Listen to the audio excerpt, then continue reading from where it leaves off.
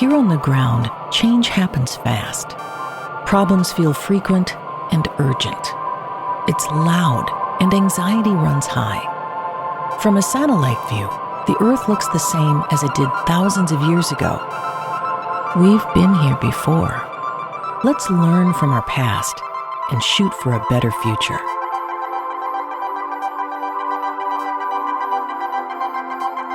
Hello and welcome to this week's episode of A Satellite View. I'm Todd Mickelson, your host, speaking at you from Tuesday, August 4th, 2026, in the space and time continuum. The reason that I'm waiting until Tuesday is because we've had work being done here in the studio / house we live in, and there was a lot of noise going on. So today, there's nobody here doing that. So I waited an extra day just for that reason. And then, sure enough, some new reporting comes in just this morning. Very important Epstein files information, for one thing. Senator Ron Wyden, you may have heard, Senator Ron Wyden was doing an investigation on the banks that were working with Jeffrey Epstein. He's been doing this investigation now for 3 years. And some results are now being released. And it puts J.P. Morgan Bank, Deutsche Bank, and Bank of America under hard scrutiny. They were covering up for Jeffrey Epstein. They were covering up for the sex trafficking. It's clear. Not only that, but during Senator Ron Wyden's investigation, he was asking for information on these banks and on this different information, and the Trump administration would not give him the information. They were trying to block the investigation. Now, I just said he's been doing it for 3 years. He got information before the Trump administration came in, but he tried at least 3 times, starting in the beginning of 2025. I think in March was the first time. That's, of course, when Trump took over the White House and tried to block the investigation. Also, Senator Ron Wyden did an interview on 60 Minutes months ago now, a few months ago. I think it was in 2026, though, because he was finishing up, coming out with this information. And CBS, as you know, has been taken over by, I think the name is Bari Weiss, who's a woman who's a total maggot. She took over CBS and is basically turning it into Fox News. She's firing everybody. She fired their best top decades-long correspondents in 60 Minutes. 60 Minutes is the premier news show for, since the 70s at least. And this woman is ruining that show. So Ron Wyden gets invited onto CBS to do an interview on 60 Minutes, and then they decide to not air it. It was scheduled to be aired. CBS didn't air it, and they fired the woman who did the interview of Senator Ron Wyden. This information apparently just coming out this morning, and it just shows you, what are they so afraid of?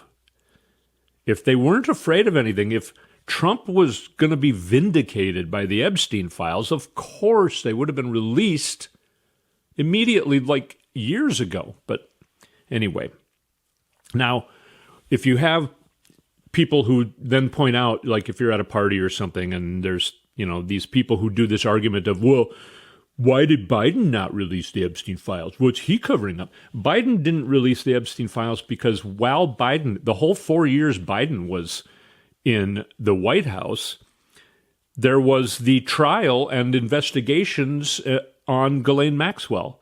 And he would have been interfering into an investigation and trial hearings. So that's why Biden didn't release it.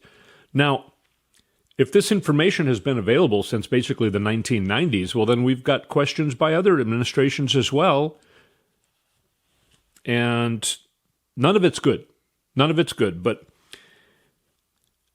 for whatever reasons now, and there are many that we can name, but the information is starting to come out, and I think it will come out in its entirety. I think a lot of, for instance, the heads of these banks are very heavily implicated. I was going to say implemented. Maybe that too. But they're very heavily implicated in this report that Senator Ron Wyden is now releasing. So that's something that just happened this morning. And we also have some brand new information about polling that's really interesting. We'll get to that in a moment. But I want to just flip through a few things. I'm not sure if you've heard. There's a lot of information about our weapons being depleted. General Alexis Grinkowicz, he came out with this information. Now, it's obvious that both Kegbreath and Trump have been trying to cover this up. And they've been lying about that, they're going to hit Iran hard and they have everything they need to do whatever they want for however long they want to. And this general, who knows if he's going to get fired now, he felt compelled to come out with this information. So now it's been released. For instance, our THAAD and Patriot systems, those are the systems that shoot down missiles that are coming at our bases. The Arab Dome is falling. That means those systems, THAAD and Patriot, they form a dome because they protect our bases in the region of Iran. Now, you've been hearing that our bases have been getting hit. They've also been lying about casualties. There's a story about how in the one hit where people died, and I did a story about a woman who was, couldn't get help and ended up bleeding out because there was no medical help available to her on the base. People with head injuries, brain injuries and things, they were told not to go to the emergency room, not to go to the hospital because they didn't want the numbers to be reported. So medical help was denied by the Pentagon, by Kegbreath, to injured military personnel. Our THAAD systems, estimated pre-war inventory, THAAD was at 360. Now there's 190 left, about half. Our Patriot systems, there was 2,330 before the war. Now there's 1,000, basically. Now, delivery timelines in months. THAAD takes 53 months to produce new THAAD systems. Patriot takes 42 months. Okay? That's years. That's 3, 4, 5 years. Also, the THAAD systems are $15.5 million a piece. Patriot's $3.9 million a piece. So how much money has been being spent? Our Tomahawks was at 3,100 before the war. Now it's at 1,000. Those take 47 months to reproduce. And there are some other systems here that were mentioned by the general. So it's pretty dire. He's talking about our capability to be ready for any type of crisis. General Alexis Grinkowicz, the top U.S. commander in Europe, has warned the Pentagon that he no longer has enough Navy destroyers to keep protecting Israel from Iranian ballistic missile attacks while also meeting U.S. defense needs. The destroyers, which have intercepted missiles targeting Israel, are stretched by operations in the Mediterranean, the Red Sea, and around Iran, while maintenance issues have further reduced availability. One of the Kegbreath's jobs is to maintain the fleet, and he hasn't been doing it apparently. So we've got, too many things in repair, not to mention Trump and Kegbreath using this stuff like it's toys. So that's why then Trump again tacoed out this weekend. He was saying, we're going to hit him hard, maybe tomorrow. No, then he pulled back. He said, I want to make a deal. We're going to talk to him first. Okay, yeah. We know the real story, idiot. So I wanted to report that to you. I'm not sure how many details you knew. You might have heard those stories. Another story is that Capital One has shut down apparently hundreds of Trump bank accounts. I don't know how many he had, but this happened in 2021. And the reason this happens is because banks have to cover their own ass. If somebody's doing something like, say, money laundering, and the bank knows it, then the bank is implicated along with the criminal who's doing it. And the terms and conditions of any bank account is that the bank can decide to give you your money back and say, we don't want to bank with you. We don't want to be your partner in banking. So here's your money back. Don't keep it in our bank. We don't want to have anything to do with you. And they have people watching for what weird things might be going on to make sure that they're not implicated in some sort of crime. So they have their own systems of keeping an eye on accounts. And the reason they, quote unquote, debanked Trump is because they saw evidence of money laundering. Of course, he's a mobster. There were some other, of course, like conservative MAGAs that have been, quote unquote, debanked. And now they're talking about, we need legislation, like Steve Miller and all these people are talking about, we need legislation to protect the weaponization of the financial system, now is what they're calling it. The same way that, the weaponization of the Justice Department against people who went and tried to kill cops at the Capitol. Now, the actual thing that's happening is the Justice Department is trying to do its job. If you don't want to be targeted by the Justice Department, don't do the crime. If you don't want to be debanked by the bank, don't money launder. So the reason we're finding it out now is because Trump tried to sue Capital One, claiming that this is all political. It's because he's a Republican and it's because he was president. That's why they're debanking him like they're debanking all right-wing MAGAs. And that is not the case. And Capital One had to stick up for themselves and put out their information that led them to believe that Trump was money laundering.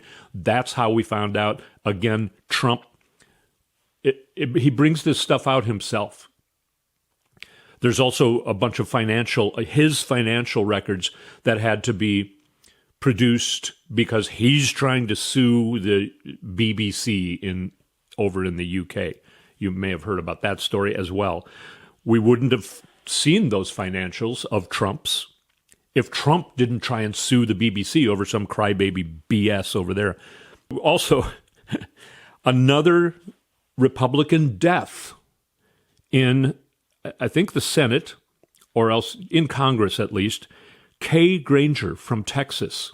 I hadn't heard of her. Apparently, she disappeared about 4 or 5 months ago. I didn't hear about that. Apparently, she was put in a home because she was dying and couldn't, I don't know if she had dementia or whatever, but she was not in her right mind. They had to put her away, basically, until she died. She was in her mid to late 80s. So all of these Republicans, at least, I mean, there are a lot of old Democrats too, but, we got Kay Granger in Texas. We got Lindsey Graham. He was only 71. That's relatively young in Congress. Of course, Mitch. Now, some interesting information about Mitch McConnell that was dug up by a woman who's been reporting on the Mitch McConnell thing since day one in June 14th or something. The 911 call and the calls between the people who were working on him show that they had to try and resuscitate him. He had a heart attack. He was basically died, and they tried to resuscitate him. And by the time they were taking him out to the ambulance, there were no sirens or anything. They weren't in a big hurry. So that's why a lot of people thought he died. So we've been hearing that he's in rehab, right? Rehabilitation.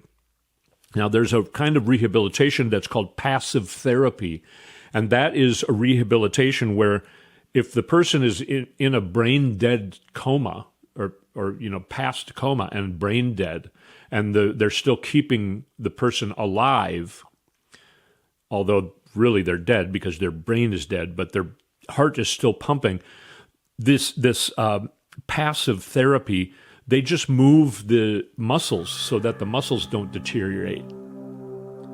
That's what that therapy, that rehabilitative therapy, passive rehabilitative therapy, is just treating a body that basically, for all purposes, is dead, because the brain is dead. You're not coming back. This makes the most sense to me, this story. So that's what I think is going on. I don't know. Everybody's got their own opinion of that. They couldn't fool us with those fake pictures and everything. So that's some of the news items, fun or not, that have been going on. There's also stories about weirdness over in Morocco. You may have heard about that. If you haven't, look it up. But when we come back, we're going to have a lot of fun. I want to talk about what's coming in these elections and where we are now and the changes that are going on in the Democratic Party, and why, instead of being worried about it like mainstream media is trying to get us to do, we should be elated about it. And we're going to talk about all those positive, fun things after a short break. You're listening to A Satellite View. We'll be right back.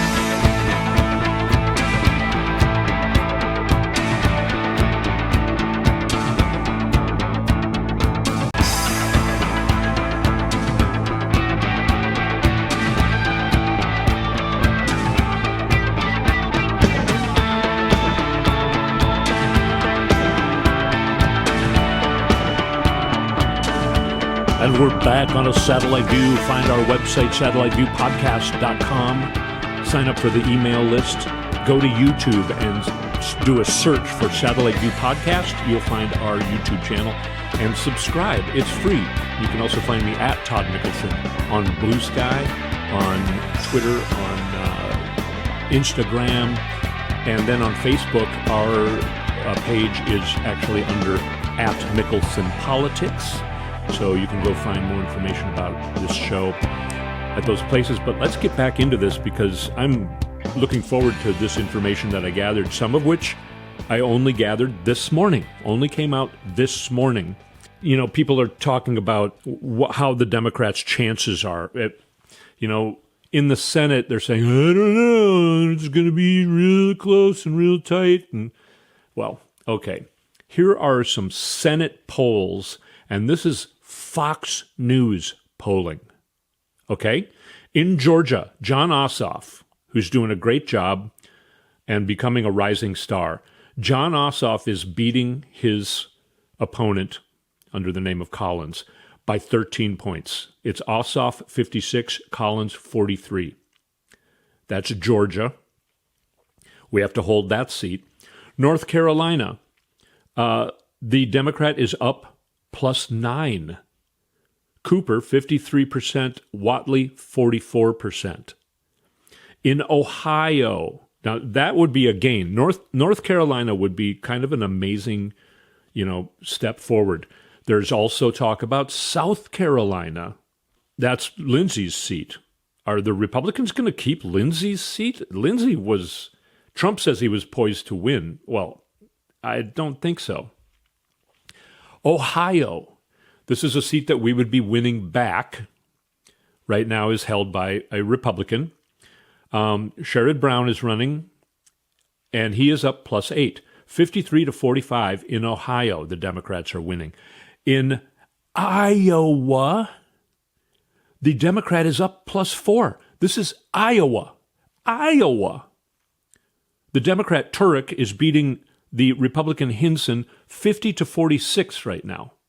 And Barack Obama just made a big video along with this guy who is a Paralympic gold medal winner.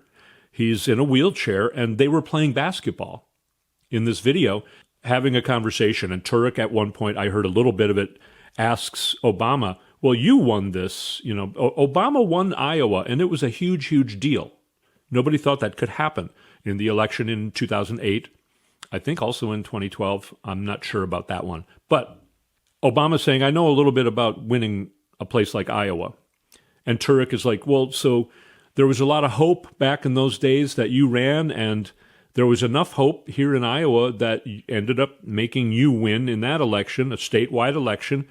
What do you think that's at now? And Obama says, that's what I think is happening right now. So this is Obama, who won Iowa in a statewide election, running for president, of course.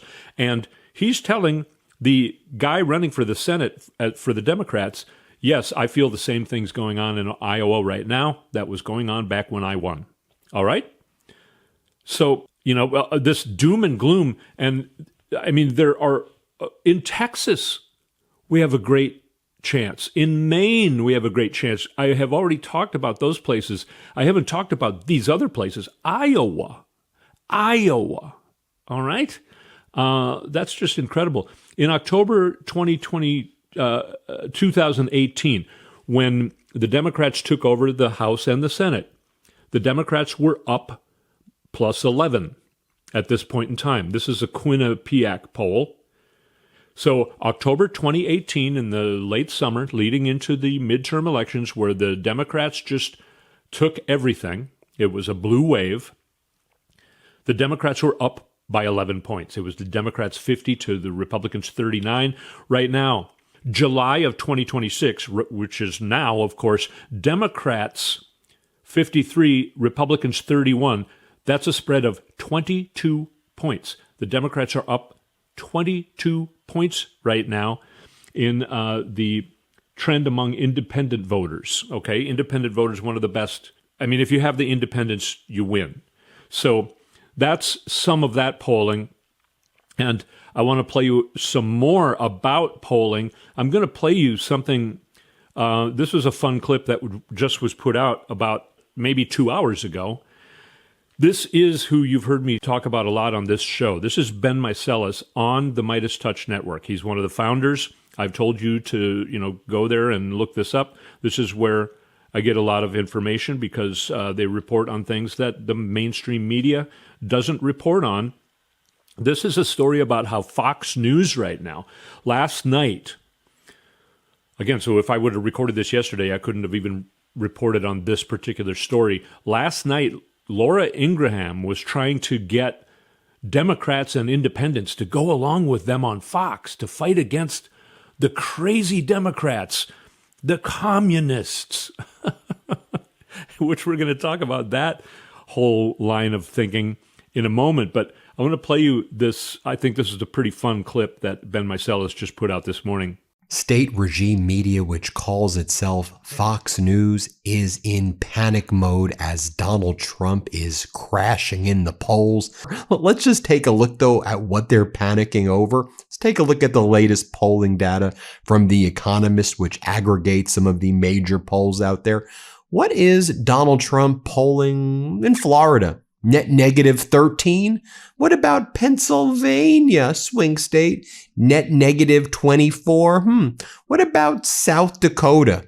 Net negative 10 in South Dakota? Okay, South Carolina, Lindsey Graham state. What are you doing there? Net negative 25. Okay.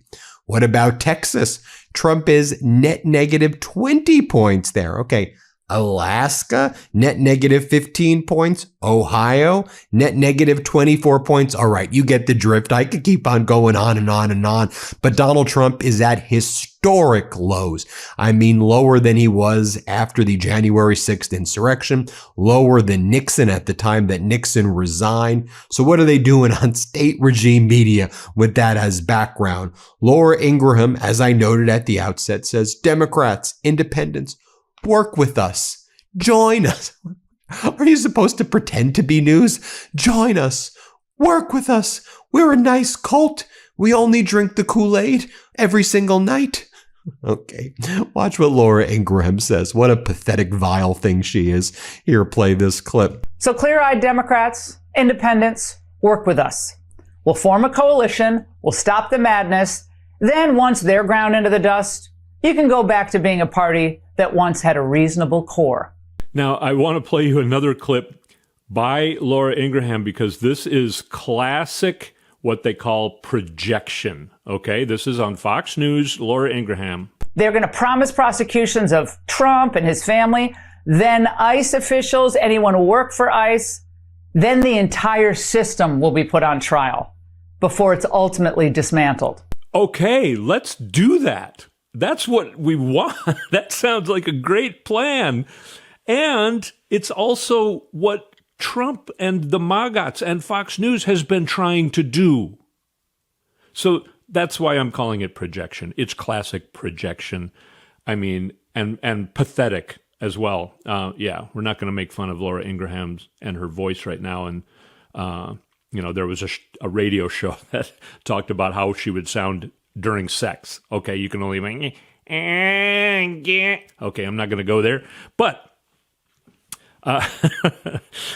now I want to talk about the reason they're so scared of this is because the DSA candidates. Now, I hadn't heard of the DSA before a couple months ago, and it stands for Democratic Socialist something that starts with A, association, something like that.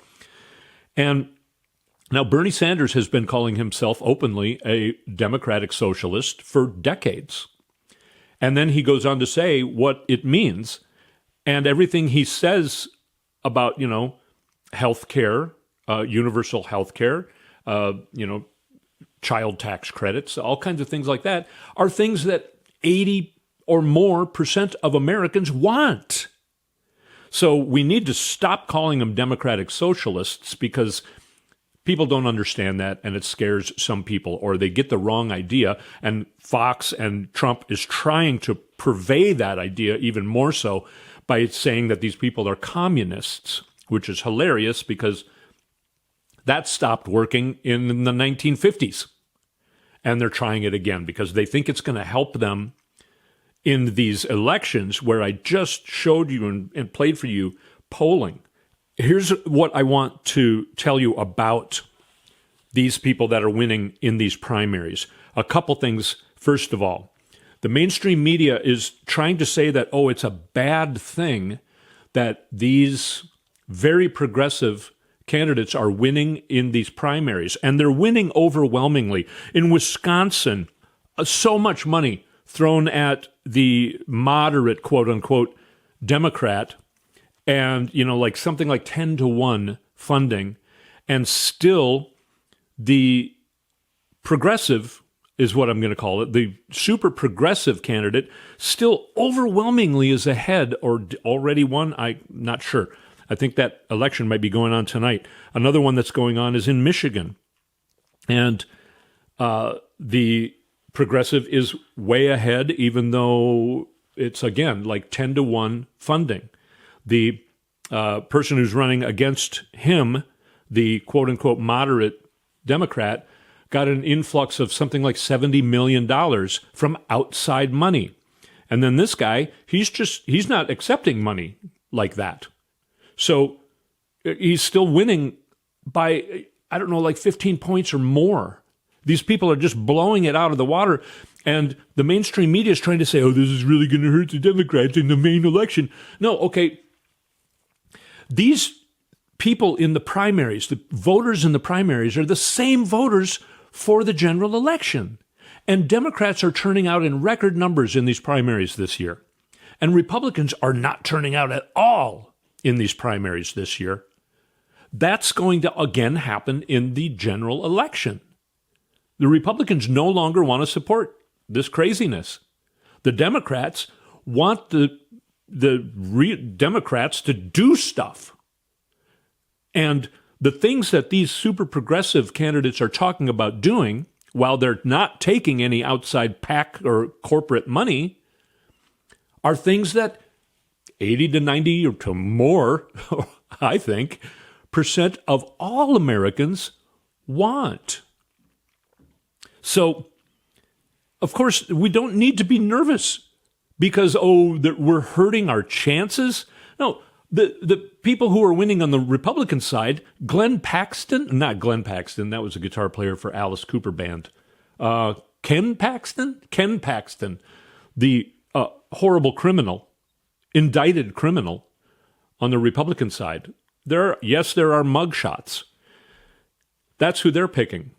And they think we're hurting our chances by going with Tallarico, who I played what he had to say a few weeks ago.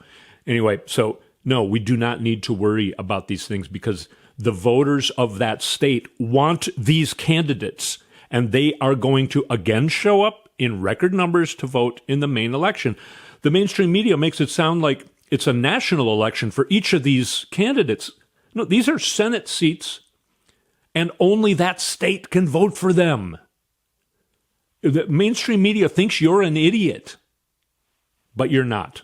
So here's an example, a short example. This is the candidate in Michigan, the super progressive candidate in Michigan.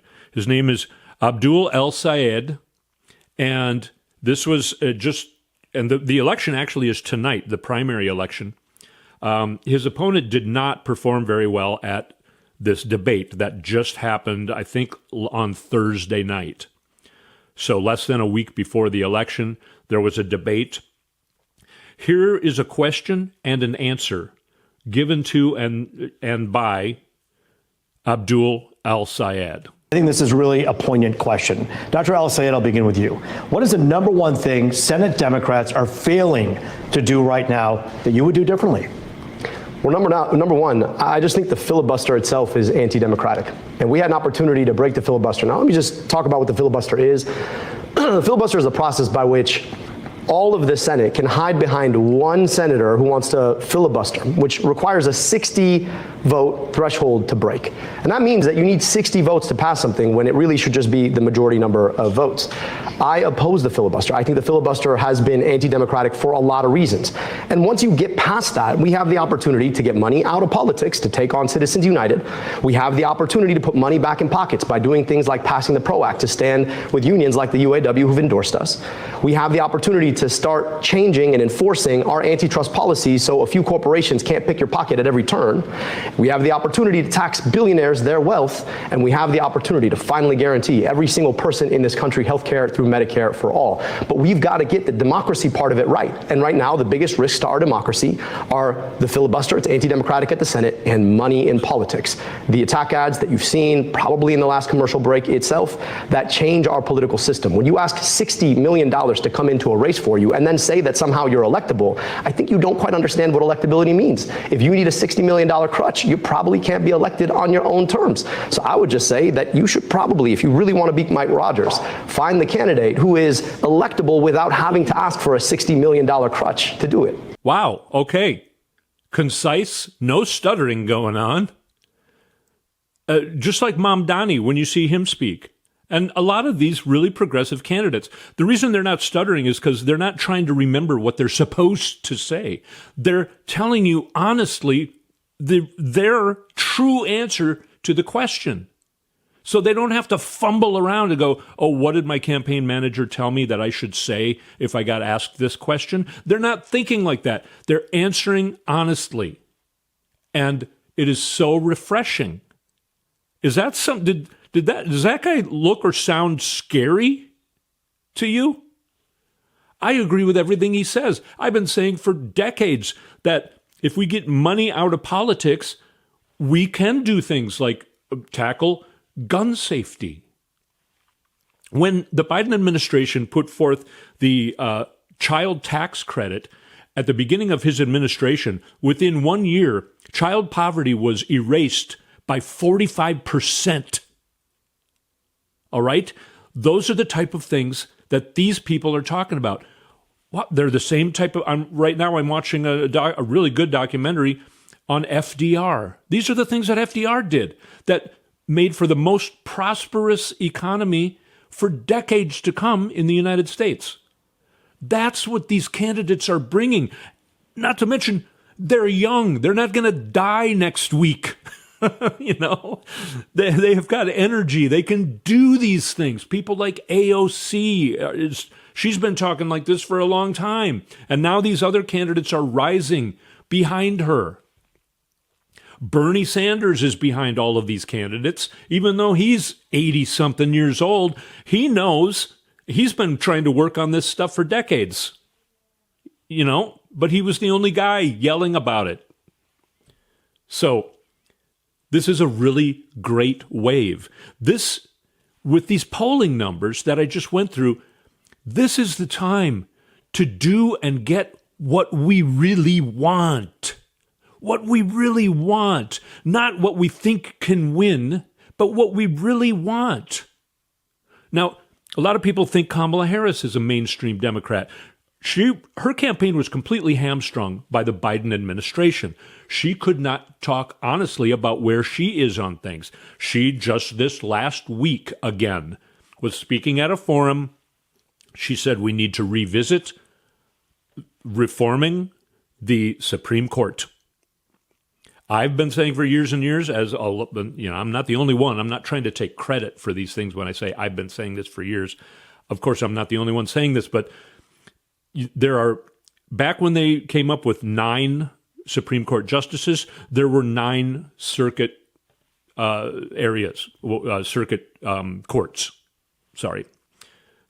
I'm stuttering. Now there are 13 circuit courts. Shouldn't there be 13 Supreme Court justices? That's how we argue about this. We don't say we're packing the court. We don't say, we're trying to, lean it back to the Democrats. No, we're trying to maintain it the way it should have been over the last 100 years. It was in the 1890s. There were 9 circuit courts. Now there are 13. It was decided in the 1890s, we should have 9 Supreme Court justices, 1 for each circuit court. Why do we not have 13 now? That makes sense, doesn't it? I think everybody would agree with that logic. Kamala Harris also said, she's talking about a lot of these same things. Money in politics. Relooking at ICE. ICE was formed after 9/11. It was supposed to be temporary. So Kamala Harris is, her real views on Israel, if we're going to be giving them money and weapons, we at least have to tell them what they can and can't do with those things. She was saying that a while ago. Anyway, I think Kamala Harris is also a very progressive candidate, but she wasn't allowed to be when she was the vice president of the current president. She couldn't really go against him when she was running for president. She was put in an impossible situation, and she was an incredible candidate. And you know that I am rooting for her all the time. Her as president and all these people in the Senate and in the House, we can build the America that you and I really want. We can really do real things to help real people, not just the oligarchs, real people. We can make this government work for the people, just like FDR did. So, all right, I've kept you long enough. I hope this was a little bit more fun for you. I'm pretty elated at where we are right now. I am very optimistic. Of course, it's a dull headache to watch Trump spinning out and doing all of his fraud and, all this stuff. Sometimes that's actually even fun because he's going so crazy now that it's like, whoa, this is like a clown show. But I know that part sucks.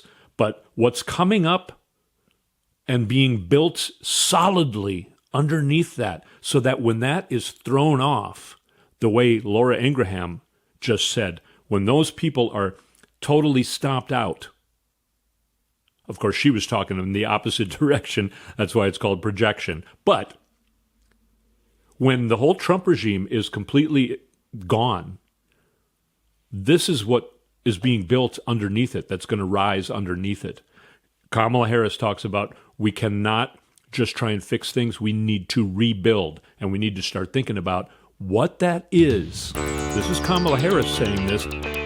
I and other people have been saying it too, but Kamala Harris says these same things. So don't think of her as a moderate Democrat who wants to go back to the old ways. She kept saying, we will not go back. We're not going back. She wants to go forward as well, as do all these candidates, as do I do, and I believe you do too. So I hope this was good information for you. Thank you so much for sticking with me to the end. I will speak at you next week.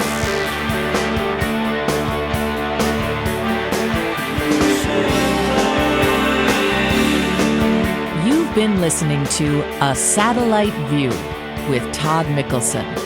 Go to toddmickelson.com for links and more information.